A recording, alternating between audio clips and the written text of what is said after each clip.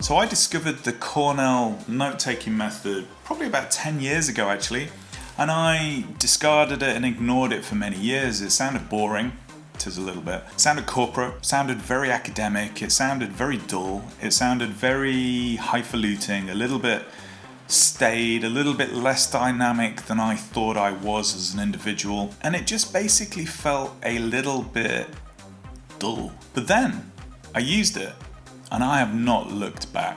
I've included a link in the show notes about the history of the Cornell note-taking method, but essentially for me it's about carving off about a third of a sheet of paper, whatever you choose to use. For me, of course, that's yellow legal pads. You'll know that I'm a big fan of them on this channel. Let's say, for example, you're in a meeting, and the main meeting notes go in the big 2/3 section. And anything that's like an action, for example, you pop into the carved off piece on the side.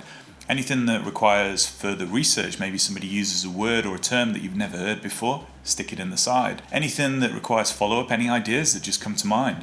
I mean, during meetings, I get some of the best ideas for these videos. So I pop that into the side as an idea, a video, something to follow up on. And essentially I can just doodle into that right-hand side, things that need doing, things that are interesting in that meeting.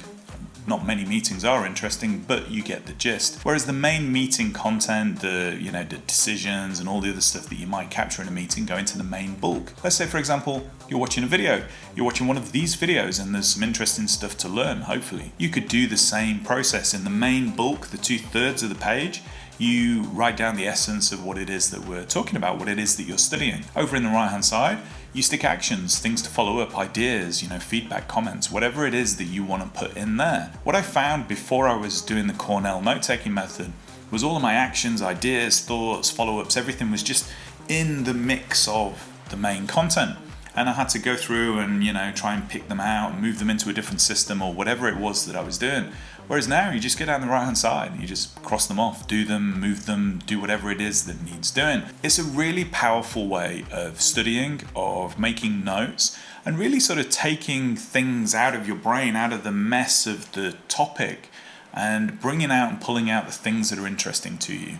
Now, of course, I can't tell you what's interesting, it's up to you, but what I do use it for is, like I say, actions, ideas, follow-ups, new blog content, all sorts of different things appear in that right-hand side. And then you just go through and you action them. So there you go, short video on how I use the Cornell note-taking method. It really has taken my note-taking to another level. It's an extremely simple process. Just carve that piece off on the side, get that stuff into the main area that's the topic, get that stuff out into the right-hand side that's actions and ideas and things that you want to follow up on. You can even use this as your daily to-do list. Just pop your to-do list in the main section and then scribble out and move things over to the side, things that get shifted to another day, things that pop up, new things. There's all sorts of uses for this method.